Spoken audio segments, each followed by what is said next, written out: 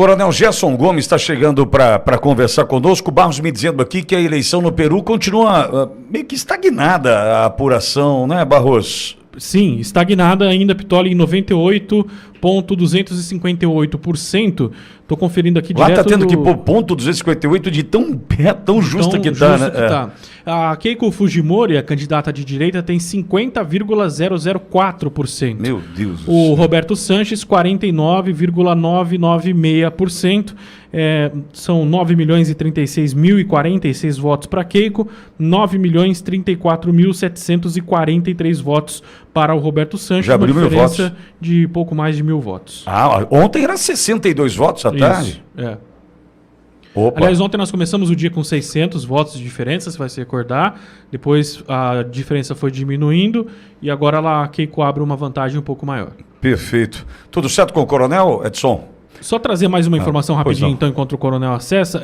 Em relação aos votos do Peru, né, os votos locais já são apurados 98,364%. Em relação aos votos estrangeiros, 94,495%. Isso quer dizer que ainda faltam um pouco mais de 5% dos votos do exterior para serem computados. Isso pode ser favorável, porque os votos que vêm do exterior são favoráveis majoritariamente a Keiko Fujimori. Quase 70%, salvo engano, né? Exatamente. Obrigado, Barros. Coronel Gerson Gomes, nosso convidado a partir de agora. Coronel, eu não vi se pulou, acho que a segunda ou a terça, deve ter pulado algum dia da semana, eu não vi. Eu não me lembro, alguma coisa aconteceu. O senhor já está de volta, Coronel. Significa que já é sexta-feira, mas foi muito rápido, Coronel. Bom vê-lo e ouvi-lo por aqui. É uma honra tê-lo conosco, Coronel. Pois é, sextou, Pitoli, e de fato, essa semana foi uma semana com muitos acontecimentos no campo internacional. Em especial, nós abrimos aí falando sobre a eleição no Peru e nós acompanhamos tanto na terça e quinta com o Silvio Navarro a evolução, né, desse quadro, e as nossas projeções parece que se confirmaram. Ou seja, a Keiko Fujimori, que perdeu a eleição, ela sempre avança ao segundo turno, né? É uma candidata que tem já um histórico que vem desde o governo do seu pai. O Alberto Fujimori fez um governo de recuperação e de combate ao comunismo no Peru. Foi um governo considerado autoritário, teve algumas medidas muito controvertidas. Ele depois acaba sendo condenado, preso, ele vai para o Japão, se refugia, volta, e há toda uma história da família Fujimori, mas o fato é que há estabelecido no Peru um grupo político muito consolidado que pode ser chamado de Fujimorismo. E assim como nós temos o bolsonarismo, assim como nós temos aqui nos Estados Unidos o que é chamado do MAGA, ou que pode ser chamado do Trumpismo, né, do Make America Great Again, são movimentos políticos ao redor de um líder. E a Keiko Fujimori, ela perdeu em 2011, depois ela perdeu em 2011, se eu não me engano, sim, ela perdeu em 2011 para o Ollanta Humala. Esse que a Nadine Heredia, a esposa, ele condenado no Peru, o Lula manda uma aeronave da Força Aérea buscar, e ela hoje se encontra refugiada no Brasil, condenada lá no Peru.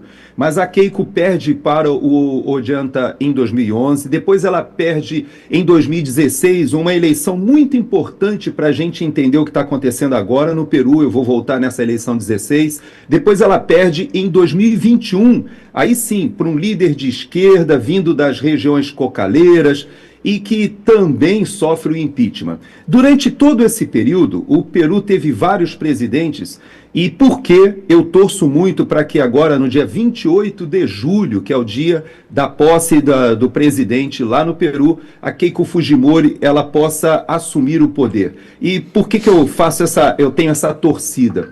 Porque eu, de fato, gosto do povo peruano. Não só da culinária peruana, né, dos ceviches peruanos, mas eu já estive no Peru. É um povo muito, mas muito acolhedor. São predominantemente como aqueles povos dos Andes, tanto a Bolívia quanto o Equador, o Peru, uma parte da Colômbia também. São povos que derivam de uma origem indígena inca, muito politizados nos últimos anos pelo socialismo, pelo marxismo. Então, mas são realmente povos que têm uma vontade gigantesca de se desenvolverem e estão travados por essa luta ideológica já há 2 décadas quase. E no Peru, em especial, e por isso eu falei daquela eleição de 16, a Keiko Fujimori, ela vai ao segundo turno com um candidato de direita, que inclusive era um candidato conservador, muito ligado à Igreja Católica. E os dois vão ao segundo turno e a Keiko perde, aliás, ela está vencendo esse ano por uma margem pequenininha de 0,0 qualquer coisa, mas as derrotas dela nos segundos turnos das últimas eleições também foram assim, no 0, qualquer coisa. E o que explica essa polarização tão grande? Exatamente a rejeição ao movimento de Fujimori. No Peru, nós temos os fujimoristas e os antifujimoristas. E em 2016 foi criada ali uma cicatriz muito grande. Essa cicatriz ali de 2016, entre a direita, faço questão de lembrar, foram 2 candidatos que avançaram ao segundo turno de direito, a Keiko e era um nome Kaczynski, era um nome mais ou menos assim, eu não vou buscar aqui o nome exato, mas era Pedro, e ele estava no segundo turno com ela e venceu. Só que o partido, a maioria que tinha no Congresso era do partido da Keiko Fujimori. E aí houve um erro que eu acho que deve nos ensinar algumas coisas.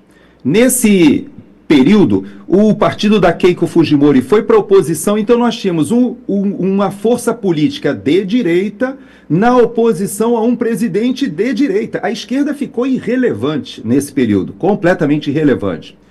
E aí houve um esgarçamento de tal maneira na relação do executivo com o legislativo que o presidente ele acaba renunciando.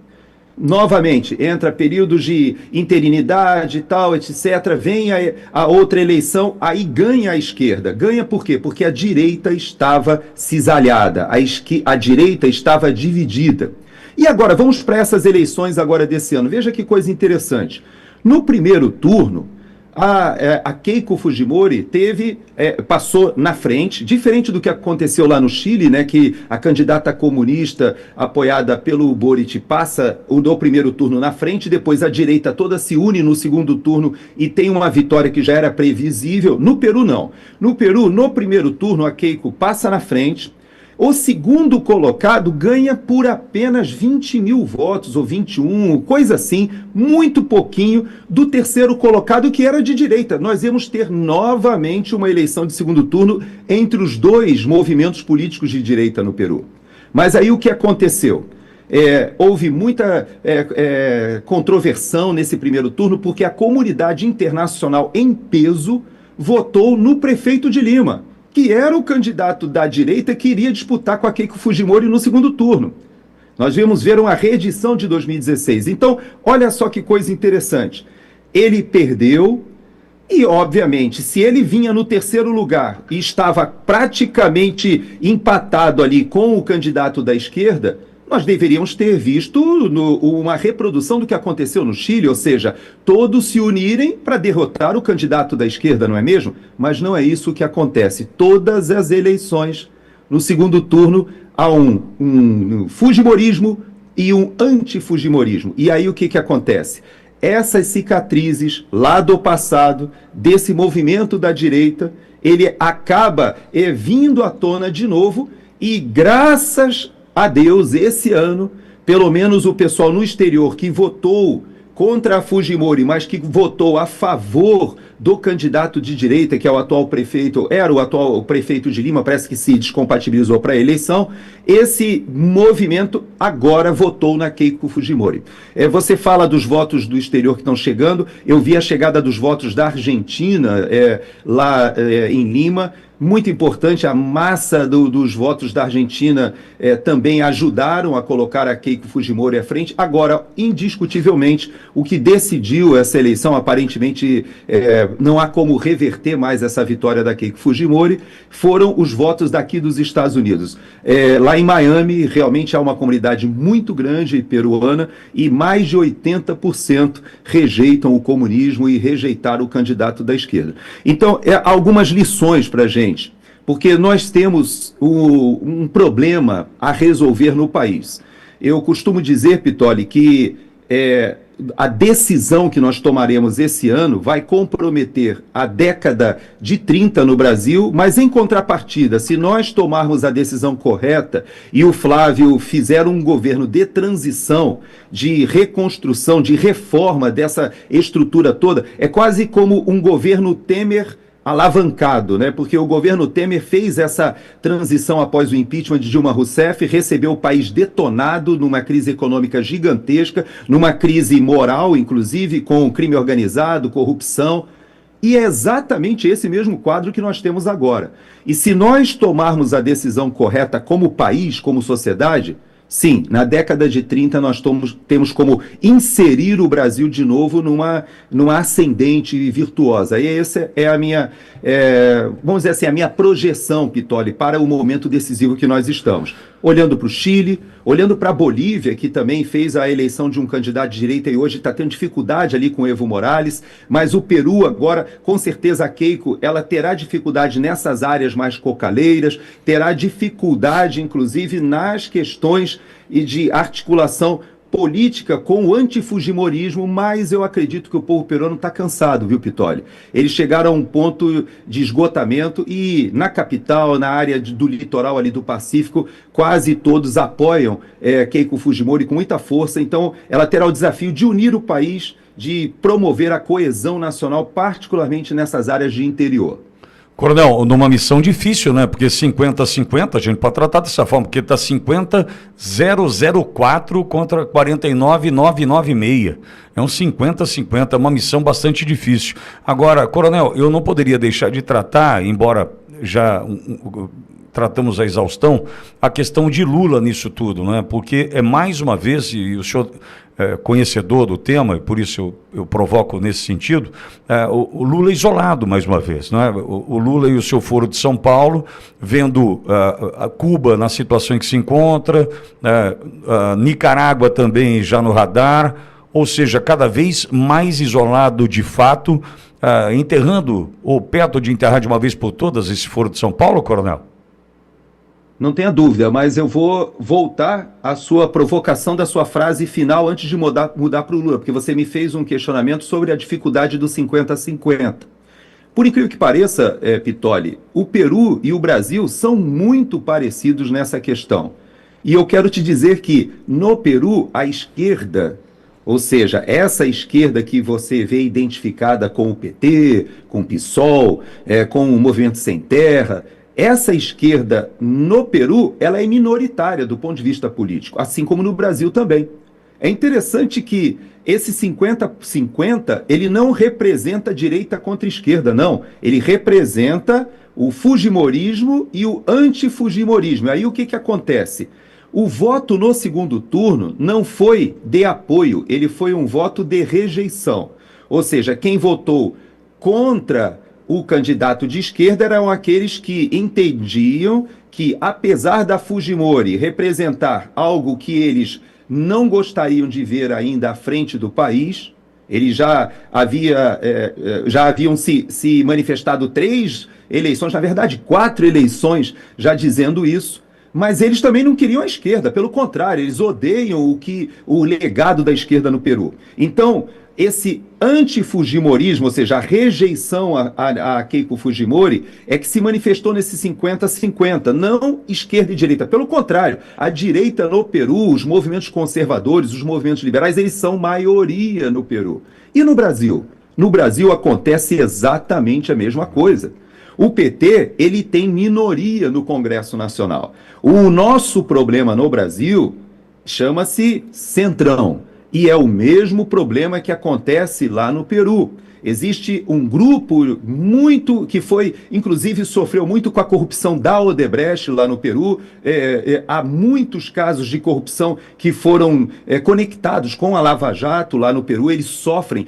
Todo peruano sabe o que é a Odebrecht. É impressionante. Você não encontra um peruano que não conheça o fato dos escândalos da Odebrecht, porque os seus presidentes, 4 dos seus presidentes tiveram envolvimentos de corrupção com a Odebrecht, ou seja, o Brasil é reconhecido no Peru como vetor de corrupção. Então, para que a gente entenda que a nossa liderança geopolítica, que você evoca agora quando lembra que Lula está isolado, ele está isolado porque a liderança que ele exerceu no Foro de São Paulo foi uma liderança perniciosa. Foi uma liderança que levou corrupção para a Argentina, levou corrupção para o Equador, com Rafael Correia, levou para a Argentina com os Kirchner, levou dinheiro e lavagem de dinheiro, tanto do narcotráfico das Farc na Colômbia, lavado o dinheiro na PDVSA na Venezuela, e com o dinheiro nosso, dos pagadores de impostos, porque o BNDES ele financiou várias obras de infraestrutura que foram vendidas como um pacote. Cada um desses países recebia ali os marqueteiros brasileiros pagos pelas empreiteiras, recebiam as obras de infraestrutura, passavam uma parte disso para as contas do PT no exterior, e tudo isso nós sabemos. Tudo isso foi provado na Lava Jato. Então, há uma liderança negativa de Lula, Fidel Castro, de Hugo Chávez, de Mujica, de um passado de Rafael Correia, dos Kirchner, do Lugo, essa liderança que a gente viu acontecendo na América do Sul hoje está totalmente desfeita. Só sobrou o Lula. E é claro que nós temos que chegar a um ponto, Pittoli, que eu vou resgatar um pequeno comentário que você fez ainda agora com o nosso candidato ao Senado Federal em São Paulo, porque eu também tenho o Melo Araújo como o meu preferido aí em São Paulo, mas você fez um comentário que me chamou a atenção quando você falou de Alexandre de Moraes e a forma como ele está sendo enxergado na Itália.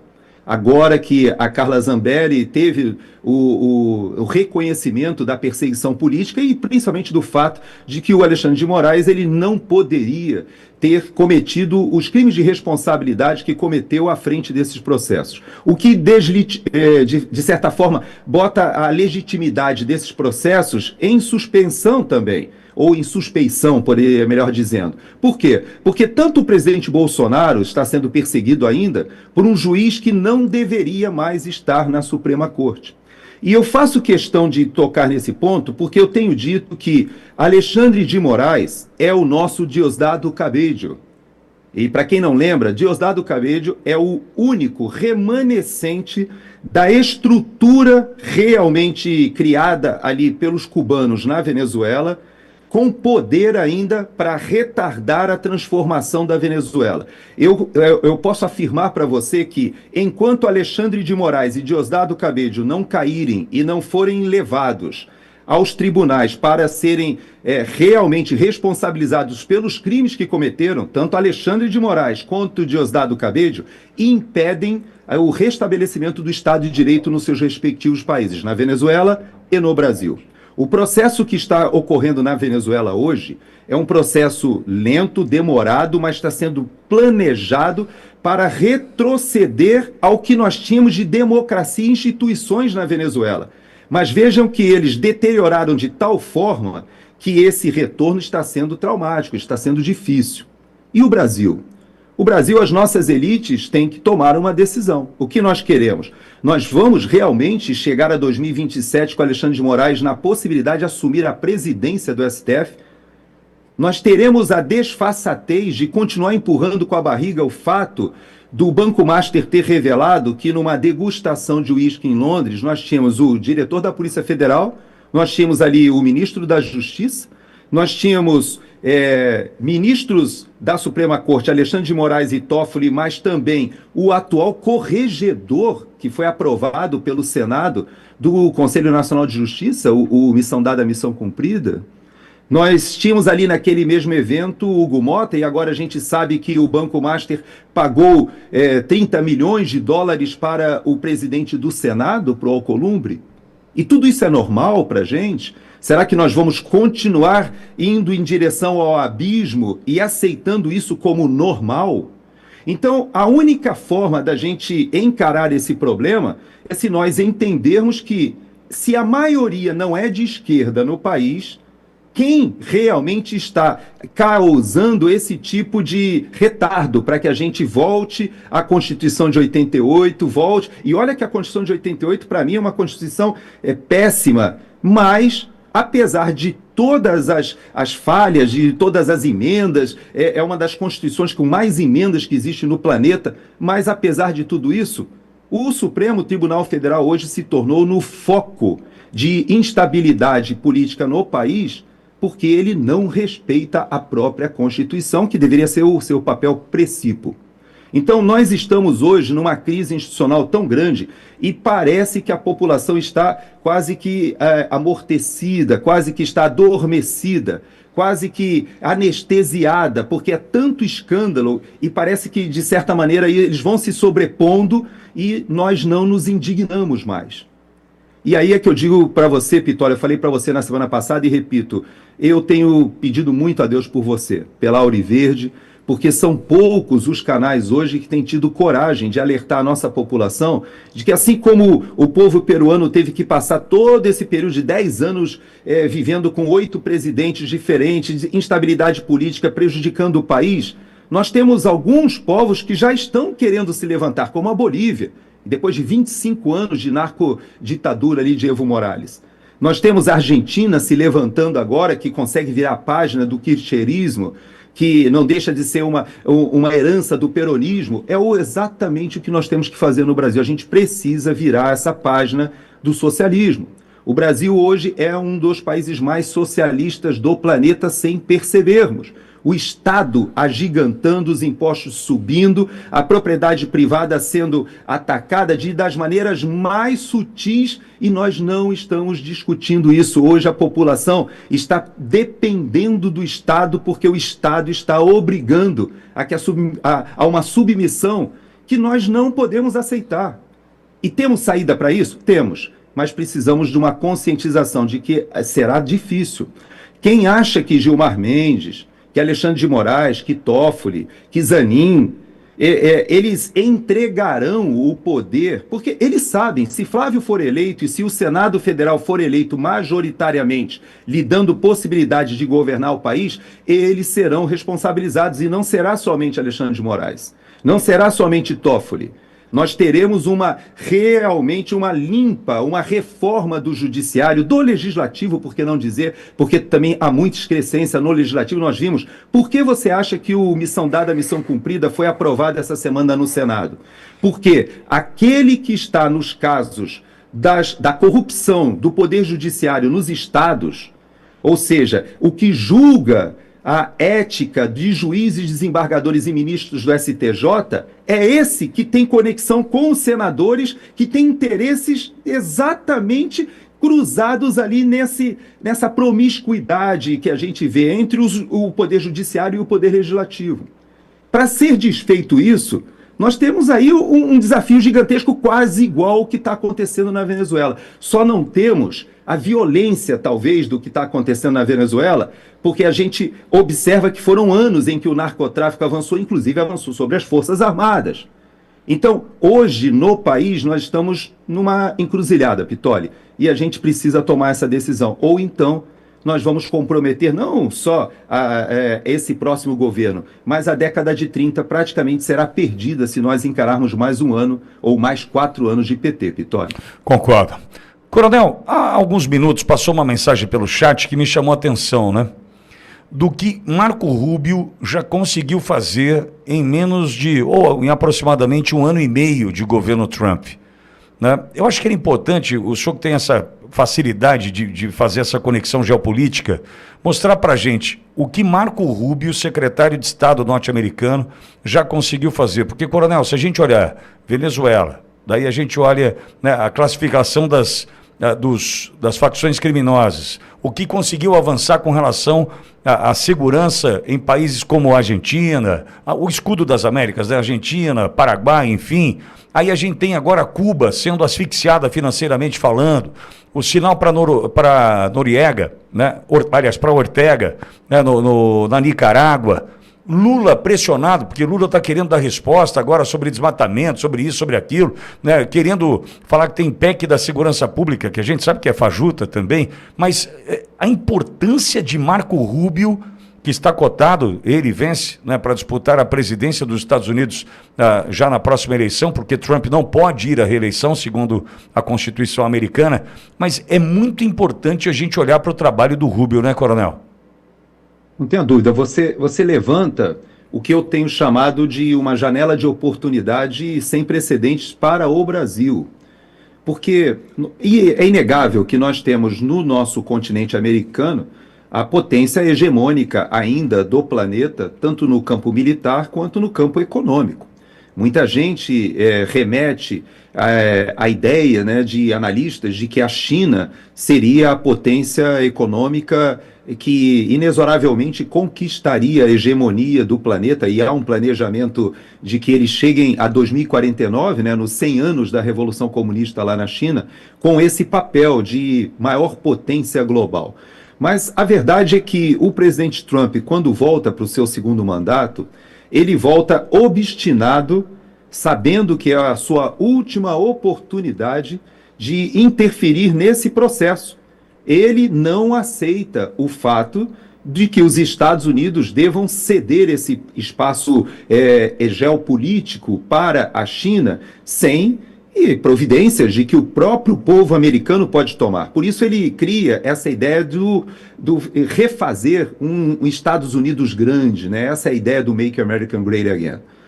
E quando ele escolhe uma pessoa como o Marco Rubio para simultaneamente, e eu faço questão de lembrar isso, porque ele não só é o primeiro latino que está à frente das relações internacionais como secretário de Estado, mas ele é o primeiro americano desde a década de 70 do século passado, quando nós tivemos ali Nixon e Henry Kissinger, que acumula a função que a gente chama de Security Advisor, né? National Security Advisor, mas seria uma espécie de concentração de poderes de formular política externa olhando a segurança nacional. Ou seja, ele tem um link com o Pentágono e ele tem um link, ao mesmo tempo, com os canais de inteligência e com a política externa.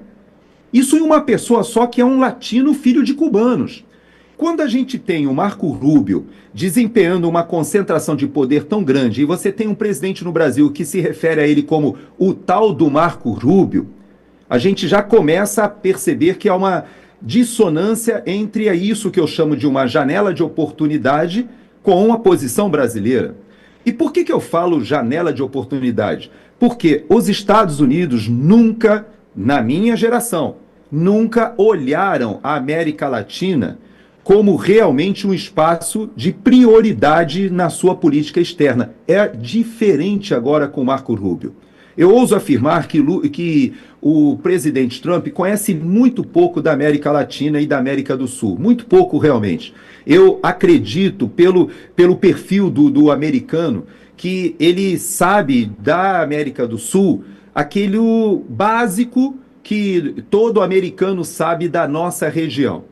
Porém, com o Marco Rubio, ele recebeu uma quantidade de informações e, mais do que isso, ele depositou em Marco Rubio um nível de confiança tão grande que hoje a gente tem o Scott Bessent, que é o secretário de Tesouro dos Estados Unidos, um homem que está sendo considerado talvez o segundo homem mais forte do governo americano, logo após de Marco Rubio. O Scott Bessent, ele participa da formulação da política externa do governo americano, junto com Marco Rubio, que foi à Argentina, já se apresentou como parceiro no Chile, tem projetos de investimento. Por quê? Porque a China estava avançando e eles entenderam que deveriam retomar o continente dentro daquela doutrina que todo mundo já ouviu falar, da doutrina Monroe, da América para os americanos, dentro de uma época em que você queria ter o continente americano não caudatário da política europeia.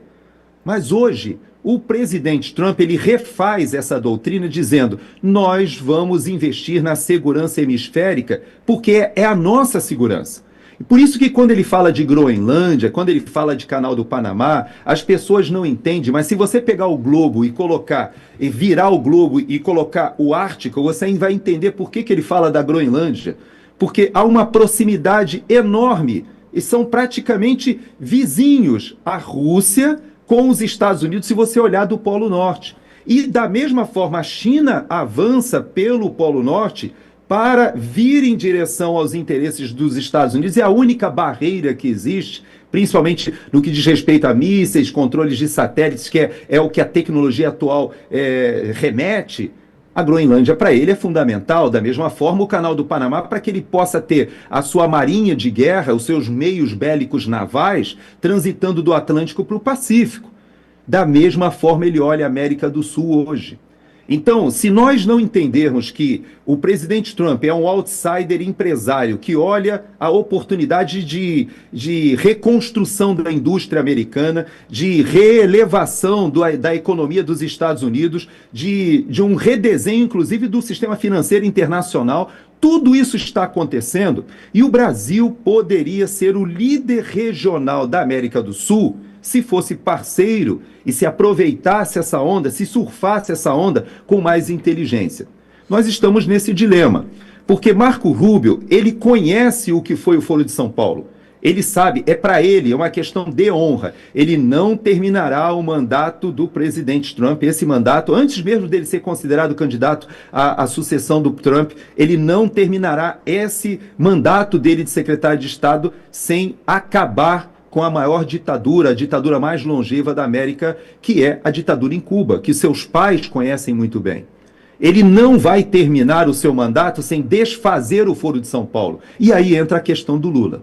Se nossas elites, o próprio país, e aí eu coloco a questão das elites acadêmicas, militares, econômicas, não entenderem aquilo que Argentina, Chile, Paraguai já entenderam, o Peru também já entendeu, o Equador também, a Colômbia também já entendeu, porque o Abelardo será eleito agora dia 21 de junho.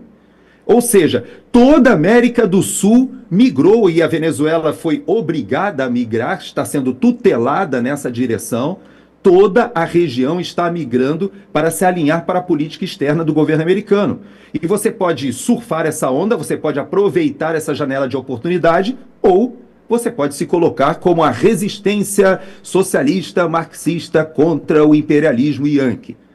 Pode. É uma opção. Se a sociedade brasileira decidir assim, perderá muito provavelmente essa janela de oportunidade. Mas eu não acredito, viu, Pitoli? Eu creio que até as eleições, até agosto, ali o iníciozinho de agosto, é o prazo que a gente tem de definição, né, das candidaturas, etc. Muita coisa vai acontecer. Nós temos no governo americano hoje já informações suficientes que fizeram com que Gustavo Petro perca o seu espaço na Colômbia. Existem informações suficientes sobre Daniel Ortega que já fazem um planejamento de uma mudança também na Nicarágua. É o único país da América Central que sobrou ali. Nós temos o México ali já na América do Norte, ainda com a esquerda, mas que sofre ali com os cartéis. O Brasil é tido uma espécie de México em potencial, se a gente não fizer alguma coisa, se a gente não reverter esse processo. Mas eu creio que caindo Cuba, caindo Nicarágua, caindo o Gustavo Petro, não sobra mais ninguém. Lula é um dinossauro em extinção, Pitoli. Coronel, o senhor quer passar por Irã, Israel, Estados Unidos? Por onde o senhor quer avançar? Porque eu só queria terminar essa fala sobre Marco Rubio com uma ponderação, e se o senhor quiser complementar, à vontade, é claro. Veja como é que a gente chama de tempestade perfeita esse governo do Trump, né? O Trump 1, 17 a 20, ele traído, como foi o próprio presidente Bolsonaro, né, com uma certa inexperiência em função do mandato que passou a ocupar, ele chega para um Trump 2.0, né, com a maturidade necessária e com todas as informações necessárias para não ser surpreendido novamente. Tem a questão de não poder ir à reeleição, ou seja, vai para o tudo ou nada, vai para resolver o que tem que resolver. Já coloca na condição de vice-presidente, secretário de Estado, né, dois cargos de absoluto destaque dentro da estrutura do poder de Trump, né, pessoas que estão dispostas a concorrerem ao posto de presidente norte-americano, sai resolvendo questões em todos os cantos do planeta, disputando espaço, retomando espaço, enfim. Ou seja, os americanos estão vivendo hoje com o governo Trump algo quase que inédito do ponto de vista da condução. Né? É uma percepção errada, Coronel? Porque eu faço essa leitura. Nós não temos essa chance aqui por conta do advento da reeleição, né? Nós não temos essa chance aqui hoje, por exemplo, porque não tem ninguém preparado, né, para ocupar o posto de presidente da República na condição de vice-presidente ou de chanceler. Não tem, tem Alckmin aí, ou Mauro Vieira, ou Celso Amorim, que é o de fato, né? Ou seja, perceba como a gente engatinha nesse sentido e o momento positivo que vivem os americanos, né, Coronel? Não tenha dúvida. O que nós temos que olhar para os Estados Unidos, e eu faço questão de me posicionar como militar que moro aqui nos Estados Unidos. Eu recebo muita gente me manda mensagem, aliás, eu sou muito hostilizado nas redes sociais por o pessoal de esquerda. É interessante que eles veem as minhas redes sociais. Agora a gente já sabe, né? Essa semana houve até aquela revelação ostensiva, né, que foi feita de que os MAV, né, ali os ativistas de esquerda estão se organizando, até fazem seminários para aprender as técnicas, né, de fazer a utilização dessa guerra, né, das redes sociais. Mas eu sou muito hostilizado e as pessoas dizem que você é um militar que mora nos Estados Unidos, está se ajoelhando para os Estados Unidos. Não é nada disso. Eu moro aqui e tenho capacidade de entender que é um país extremamente desenvolvido, mas eu continuo sendo um nacionalista, um soberanista, um brasileiro, um patriota, essencialmente. Eu reconheço que os Estados Unidos são um país que eles acolheram a minha família em 1984, minha família migrou aqui para os Estados Unidos. E muita gente da minha família, hoje a geração dos meus irmãos, primos que vieram para cá, estão aposentados. E eu tenho como comparar a evolução do país, porque eu acompanhei nos últimos 40 anos o que aconteceu. Agora, nós sabemos que o Brasil ele tem um dever de casa gigantesco.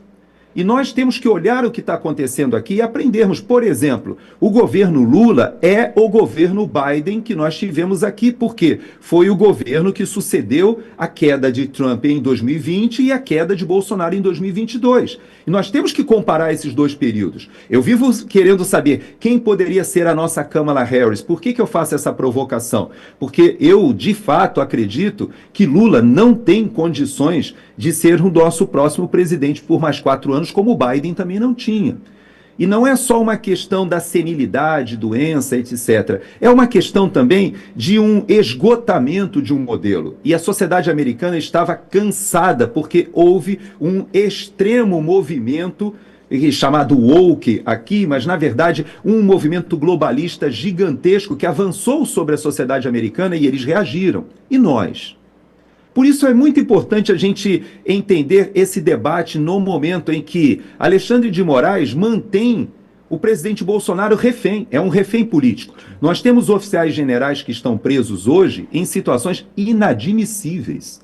Inadmissíveis. As Forças Armadas estão enfrentando uma crise gigantesca porque foram tragadas para essa disputa por questões políticas, e a gente vai ter que resolver. Não adianta nós acharmos que os Estados Unidos, que estão resolvendo o problema deles, eles estão fazendo a sua política externa não para ajudar os países da América do Sul, porque eles gostam dos países da América do Sul. Não é isso.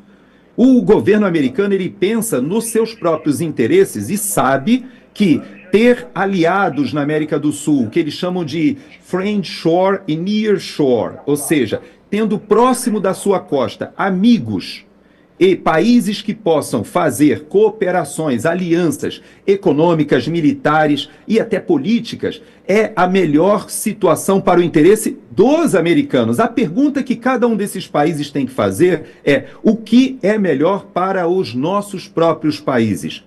No que eu tenho visto, ou da forma que eu tenho enxergado a geopolítica, me parece que é sim uma janela de oportunidade singular. Porque os outros países do nosso entorno já perceberam que o socialismo do século XXI, o Foro de São Paulo, essa proposta de reestruturar a União Soviética depois da queda do Muro de Berlim, numa espécie de União Socialista da América Latina, essa ideia chafurdou, afundou economicamente, e não só economicamente, moralmente esses países, porque a corrupção graçou. Então, nós temos essa janela de oportunidade. O governo americano, como você bem disse, entende sim que existe uma política externa, que o seu principal adversário geopolítico é a China. Eles entendem o papel do que está acontecendo hoje no Irã. Eu não vou entrar nesse assunto hoje, mas rapidamente houve um anúncio ontem do presidente Trump, que a gente ainda não sabe se vai realmente se consubstanciar em uma assinatura de um tratado. O J.D. Vance parece que já estava se deslocando para as últimas tratativas sobre isso, mas o preço do petróleo já despencou, a bolsa aqui nos Estados Unidos disparou. Nós temos o primeiro jogo hoje da Copa dos Estados Unidos acontecendo hoje. Amanhã é o primeiro jogo do Brasil. Então, são as coisas que estão acontecendo. O 4 de julho está chegando, os 250 anos da independência, e a história está rodando. Os interesses americanos, a política interna aqui está acontecendo. Mas e no Brasil? Qual o dever de casa que nós precisamos fazer? E eu, como brasileiro, como um coronel do Exército Brasileiro, já na reserva, já estou afastado da farda já há quase 15 anos, desde 2013, na verdade. Desde o início de 2013. Então já são muitos anos, mas eu ainda tenho o patriotismo que me deixa indignado da gente ver um país como o nosso, com o potencial que a gente tem, com a capacidade de ter realmente uma predominância na América do Sul, um papel de liderança geopolítica ali na América do Sul, a gente jogando isso fora, porque ainda estamos amarrados a uma ideologia, ou pelo menos estamos cedendo espaço a uma ideologia do século passado, e o pior de tudo, houve uma declaração essa semana de um banqueiro aí, de um líder de um setor de investimentos. Eu li enviesado, eu vou ter que ler mais detalhadamente, mas dizendo que o governo Lula seria um governo mais previsível. Alguém que tem um histórico ali junto aos tucanos, a gente sabe que é um social-democrata, que já estudou, que já trabalhou aqui nos Estados Unidos e que fez uma declaração representando o que a nossa elite financeira hoje pensa, dizendo, para nós, para a elite financeira, tá bom. Quanto pior, melhor, porque juros na estratosfera, nós estamos ganhando muito dinheiro e que se exploda o país. Mas será que é isso que a gente quer para os nossos filhos e netos? Então eu digo para você, Pitoli, morar aqui nos Estados Unidos me dá essa possibilidade de olhar o Brasil olhando de fora. E eu vejo que os interesses dos Estados Unidos são convergentes com vários dos nossos objetivos nacionais permanentes.